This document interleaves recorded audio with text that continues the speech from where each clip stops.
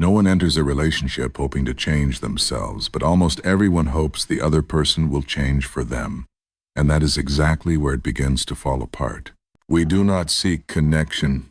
We seek control disguised as love. We call it care, we call it guidance, we call it growth, but at the core it is a quiet plea, a subtle demand, a silent fear saying, "Please be more like me so I can feel safe next to you." And that is the greatest paradox of love. We want to be accepted as we are, but we do not know how to accept someone else as they are. When couples step into therapy, the most common request is not, "I want to understand them," but "Doctor, can you please fix this person for me?" We believe that if they were just a little less reactive, a little more motivated, a little more attentive, things would finally work. But very few stop to ask the real question. Not will they change, but am I ready to live with someone who is not like me? Because love does not begin where similarity ends. Love begins the moment we surrender to difference. Real relationships are not proof of how good we are at fixing someone.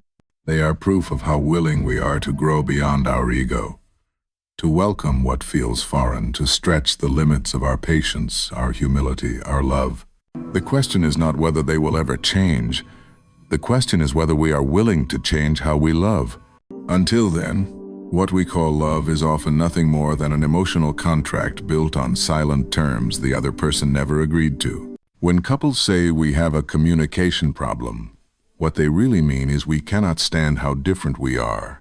It is not about how we speak. It is about what we cannot bear to hear. And it is never about what was said.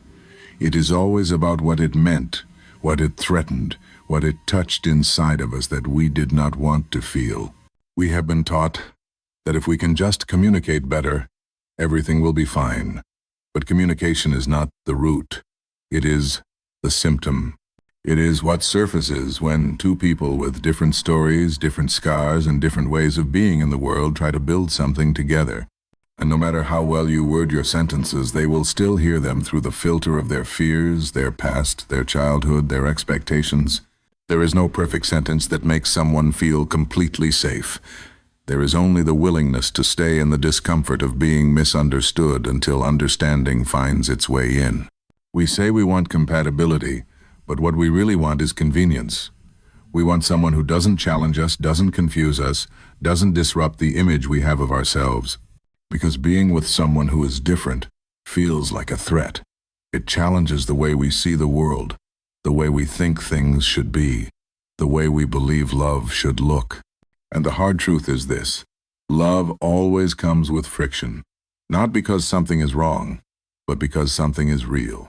You cannot grow in sameness. You grow in difference. You grow when you learn to sit across from someone who does not see the world like you do and still choose to lean in. That is not easy. That is not romantic. That is not the kind of thing they write about in love songs. But that is what makes love real.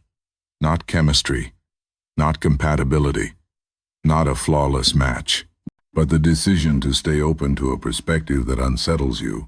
To resist the urge to correct and instead become curious. To stop asking why are you like this and start asking what can I learn from the way you are. The challenge in most relationships is not that we cannot talk. It is that we do not want to listen. Not really. We listen for flaws. We listen to defend. We listen to build a stronger case for why we are right. But rarely do we listen with the intention to understand the full truth of someone else's experience, because that requires us to loosen our grip on our own. And that is terrifying. Otherness will always feel uncomfortable. It will always feel unnatural at first, because it forces us to confront the part of ourselves that wants control, the part that believes love must look familiar to be safe. But love is not supposed to be familiar. Love is not supposed to feel easy all the time. Love is supposed to stretch you, shake you, and sometimes undo you so you can rebuild as someone softer, someone stronger, someone more open than who you were before. So the next time you say we have a communication problem, stop and ask yourself what you are really avoiding. What is the part of their difference that you find hardest to sit with? And what does that discomfort reveal about you? Because maybe it is not about fixing the words. Maybe it is about expanding the heart that is hearing them. Most people do not get angry because of what their partner does. They get angry because of what they think it means. He forgot to do the dishes, so it must mean he does not care. She wants to clean before the guests leave, so it must mean she is uptight and controlling. He does not want to talk about his day, so he must be hiding something. She wants to visit her family again, so maybe she does not love being here with me. We rarely react to reality. We react to the story we tell ourselves about it. That is the root of so many broken connections. Not what happened, but how quickly we assign meaning to it. Not how different they are, but how convinced we are that their difference is dangerous. And instead of pausing to ask ourselves why it bothers us, we sharpen our defense and prepare for war. We create theories, we collect evidence, we compare to our past, and without realizing it, we turn the person we love into the villain in our emotional courtroom. The truth is, most of what we perceive as attacks are not about us. They are patterns, habits, unconscious responses passed down from childhood or built through pain. But because we never learned how to sit with discomfort, we translate every disruption as disrespect, when the real enemy is not the behavior but the story underneath it. The one you inherited, the one you absorbed, the one you never questioned. So when you say, "I feel disrespected," maybe what you really mean is, "I feel unseen. I feel unsafe. I feel like I am losing my place in this relationship." And that feeling has nothing to do with the dishes, the conversation, or the silence. It has everything to do with your fear of becoming invisible. If we are honest, many of us grew up in homes where our needs had to be muted, where peace meant obedience, where love was earned through perfection. So now, as adults, anything that feels different from our emotional blueprint becomes threatening, not because it is wrong, but because it is unfamiliar. And we equate unfamiliar with unsafe. This is why your partner's behavior can feel like an attack even when it is not. Because their difference is not just a preference. It is a challenge to your inner world. It forces you to ask, why do I need things to be done a certain way? What part of me is afraid when I am not in control? What version of love was I taught, and does it still serve me? These are not comfortable questions, but they are necessary if you want to stop reacting and start relating. So the next time something small turns big, stop looking at them and look within. What did it stir in you? What is the deeper need beneath your frustration? What old wound did that moment touch? Because healing does not happen when the other person stops doing what triggers you. Healing begins when you stop outsourcing your safety to someone else's behavior. The difference is not the problem. Your fear of what it might mean is. And when you learn to separate the action from the interpretation, you start to see the person again, not as a threat, not as an obstacle, but as a mirror, reflecting the parts of you that are still waiting to be understood. We have been taught that relationships are about give and take, that if I do this for you, you should do that for me. That balance means trading parts of ourselves until we both feel equally inconvenienced. We call it compromise. But what if that is not the highest form of love? What if true connection is not measured by what you give up, but by what you create together? Not by how well you split the difference, but by how deeply you understand what matters most to each other. Compromise often feels like settling.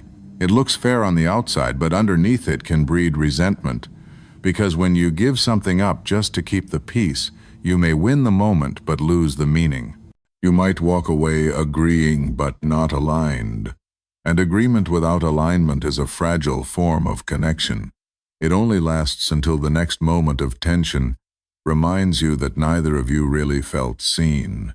What most couples need is not better negotiation, but deeper curiosity. A willingness to stop fighting for your position and start asking why it matters so much. a desire to understand the history behind each other's preferences, a commitment to find solutions that honor both voices without forcing either one to shrink. That is not compromise. That is collaboration. And it requires more than logic. It demands humility, because it is not about who is right. It is about what is real. It is about realizing that the relationship is not yours or mine. It is ours. And every time we hold too tightly to being right, we pull away from what we could become together. Real partnership is not about keeping score. It is about building a shared life that neither of you could have created alone. That is why compromise alone is not enough. It is a quick fix when what you need is a new foundation. And that foundation begins when both people stop defending their position long enough to understand the pain underneath it. When both are willing to admit that their way is not the only way. When both agree that this relationship is more important than being in control of every moment inside it. You are not losing yourself when you adjust for someone you love. You are becoming someone who can hold both truths at the same time, yours and theirs. And somewhere in the tension between the two is the possibility of something better than either of you imagined. Not a sacrifice, not a loss, but a deeper kind of union that only comes when you stop fighting to win and start learning to see. It is never about the dishes. It is never about the tone of a sentence or the timing of a phone call. It is about what those moments reveal, about the stories we carry, about the wounds we never learned to name. When your partner wants to clean up right after dinner and you want to sit and talk with friends, the real conflict is not domestic, it is emotional. They feel anxious when things are left undone. You feel rejected when connection is interrupted. And what looks like a disagreement about order is actually a conversation about feeling seen. Most conflicts start small, but they grow fast. Not because the event was important, but because the interpretation was painful. Your partner's action touches something deep in you, and instead of asking why it hurts, you blame them for making you feel it. You say you never help, you never listen, you never care. And maybe that is what it feels like. But often what you are really saying is, I do not feel safe in this moment. And the more you try to defend your pain with attack, the more distant the other person becomes, and the less seen you feel. And so it continues. This is why small moments matter. They are not about logistics. They are windows into the past. Triggers are often echoes. That thing they just did reminds you of something you have not healed. The way your father dismissed your feelings, the way your mother withheld attention, the way your friends forgot you when you needed them. And so when your partner delays a response or changes a plan, it does not land on a clean slate, it lands on a bruise. And your reaction is not just about them, it is about everything that came before. Until you realize this, you will keep trying to solve practical problems with emotional strategies. You will try to schedule your way around insecurity. You will try to organize your home into a version of safety. But no level of control will fix what is broken inside.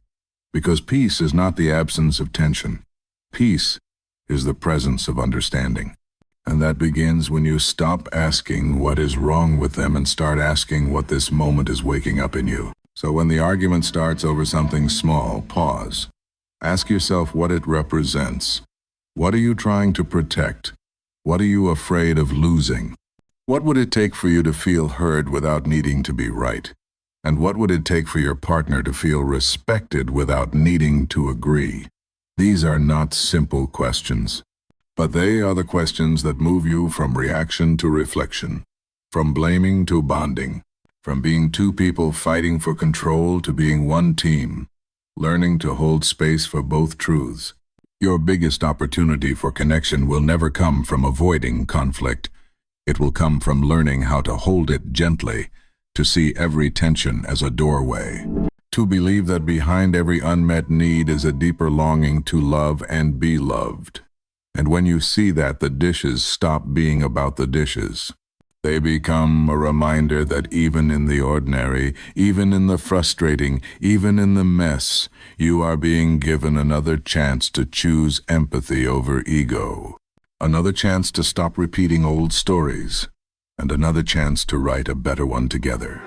Most people are not looking to win, they are looking to be heard. But somewhere along the way, we were taught that listening is dangerous.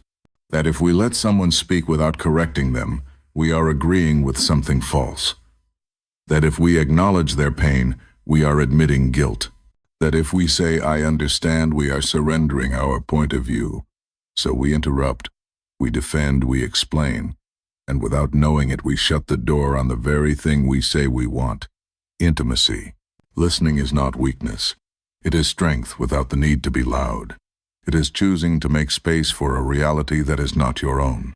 Not to erase yours, but to hold both side by side without needing one to disappear. And that takes more courage than we realize. Because true listening is not about silence, it is about stillness. It is resisting the urge to build a rebuttal while someone else is still speaking. It is sitting with discomfort instead of trying to fix it. It is staying present even when you feel misunderstood. When someone tells you how they feel, they are not asking you to solve it.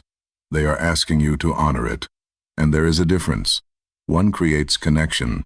The other creates resistance. You do not have to agree with their perspective to acknowledge its reality. You just have to believe that their emotions are valid, even if their conclusions are not.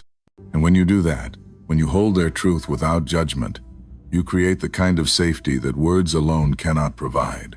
This is especially hard when the story challenges someone you love. When your partner says, "I feel hurt by your family," and you immediately feel the need to protect them. But defending someone else's character will never heal the wound in front of you. What your partner needs in that moment is not your explanation. They need your presence, not your logic, your empathy. Because the real conflict is not between facts. It is between feelings. And the only bridge between them is care. What we forget is that validation is not agreement. It is understanding. And understanding does not take anything from you. It does not make you wrong. It makes you real. It proves that you can hear hard truths without running from them. That you can sit in the gray without needing to force it into black or white. That you can be strong enough to hold someone's pain even when it challenges your peace. So when the moment comes and they say something you do not know how to respond to, stop trying to be right. Just be there. Be human. Be open. You will not always have the perfect response. But you always have the power to make someone feel seen. And that is more healing than any argument you could win. Listening is the soil where trust grows. And trust is not built in grand gestures. It is built in small moments of presence. When someone speaks and you stay. When someone cries and you do not flinch. When someone doubts themselves and you remind them of who they are without saying a word. That is how love is built. Not through answers, but through presence. Not through correction, but through compassion. Most of us enter relationships with a silent expectation that the other person will already be who we imagined. Ambitious, calm, emotionally fluent, spiritually grounded, secure but still exciting, confident but never arrogant, sensitive but never weak. We call it standards. We call it vision. But if we are honest, it is a fantasy disguised as discernment. Because no one walks into your life fully formed. And the truth is, neither do you. What makes a relationship meaningful is not how perfectly someone fits your checklist. It is how much both of you are willing to grow once you realize the checklist was too small. Once you realize love is not about sculpting someone into your image. It is about walking with someone while both of you are still becoming. And that requires something far more rare than chemistry. It requires grace. Real love is not waiting for someone to be ready. It is choosing to show up while they are still learning, and letting them show up while you are still healing. It is saying, I will not love you once you become the person I envisioned. I will love you as you become the person you were meant to be. That is not settling, that is sacred, because it is easy to love potential. It is divine to love process. This is why so many relationships break before they bloom. We fall in love with possibility, but grow impatient with reality. We want transformation without the time it takes. We want maturity without the mess. But every relationship that lasts is rooted in one quiet decision. I will not walk away just because the version of you today is not yet the version I dreamed of. I will stay long enough to meet the version you are becoming. That kind of love is not common, because it demands that you drop the idea of a finished product. It demands that you stop treating people as projects. It requires you to see the invisible work someone is doing, the battle they fight silently, the progress that does not yet look like progress. And when you can see that, when you can hold space for that, you give them something even more powerful than acceptance. You give them hope. Hope that they do not have to be perfect to be worthy of love. Hope that they do not have to hide their weaknesses to be valued. Hope that they can grow without fearing abandonment. And when someone feels that kind of hope in your presence, they do not just grow, they transform. But this is only possible when you release the belief that love must feel easy to be real. It will not. Growth is not comfortable. Becoming is not efficient. Healing does not happen on schedule. So if you are waiting for your partner to finally become who you want, ask yourself what part of you is still afraid to love someone in process. And ask yourself if maybe that is the very part of you that needs love most. Because love begins where perfection ends. And when you stop asking someone to be ready and start choosing to meet them where they are, you do not just build a relationship, you build a home. A place where both of you can change without fear. A place where both of you can rest without pretending. A place where love is no longer something to earn. It is something you live in. When something hurts in a relationship, we instinctively look outward. We analyze the other person. We list their mistakes. We rehearse their flaws in our mind like a courtroom preparing for trial. But what if every conflict is not just about what they did, but about what it reveals in you? What if the relationship is not just a test of compatibility, but a mirror of consciousness? What if the frustration you feel is not pointing to their failure, but to your invitation? Because people do not just disappoint you. They awaken the parts of you that are still tender, the parts that have not been seen, the parts that you have not yet made peace with. Your partner forgetting something small might remind you of the time your needs were ignored as a child. Their silence might bring back the sting of being overlooked. Their criticism might echo the voice in your head that says you are never enough. And in those moments, you think they are the problem. But maybe they are the surface. And what is underneath is waiting to be healed. That is why true transformation does not begin with changing the other. It begins when you get curious about yourself. Why does this bother me? Why does this matter so much? What belief am I holding on to that turns every mistake into a threat? What fear am I protecting that makes me so quick to shut down or lash out? These are not easy questions, but they are the ones that pull you out of blame and back into growth. You cannot grow if your only lens is what they are doing wrong. You cannot expand if every disagreement becomes a defense of your identity. You will stay stuck in the same pattern with different people until you start asking what this moment is revealing about your own inner work. Because no relationship can carry the weight of your unresolved pain. Sooner or later, it will collapse under the pressure of your silence, your resentment, your expectations. But when you choose to pause, to reflect, to own your part without shame, you create something rare. You create safety, not just for your partner, but for yourself. You no longer need them to behave a certain way for you to feel whole. You no longer depend on their agreement to validate your truth. You no longer live at the mercy of their behavior. You begin to source your security from within, and from that place you can love more freely, more fully, more honestly. So the next time you find yourself saying, "Why do they keep doing this?" try asking instead, "What is this moment showing me about myself?" Not to blame yourself, but to empower yourself. Because your ability to heal is not limited by their ability to change. And the moment you realize that, you reclaim something sacred. Your responsibility, your awareness, your choice. Love does not fail because two people are too different. It fails because no one ever taught them how to hold that difference without fear. We were raised to believe that sameness is safety, that agreement is intimacy, that compatibility means harmony, but the truth is every real relationship will challenge that belief. Because love is not found in the absence of tension. It is revealed in how you move through it together. The person in front of you is not here to complete you or copy you. They are here to walk beside you while both of you become more honest, more humble, more whole. And if you are waiting for them to become who you imagined before you choose to love fully, then you have already missed the point. Because love does not begin when someone changes. Love begins when you stop needing them to. The real work is not in proving who is right. It is in remembering who you are fighting for. It is in laying down your pride long enough to build a path back to understanding. It is in learning to speak gently when everything in you wants to be sharp. It is in seeing them not as the cause of your pain, but as a mirror to your healing. A strong relationship is not measured by how little you argue or how much you agree.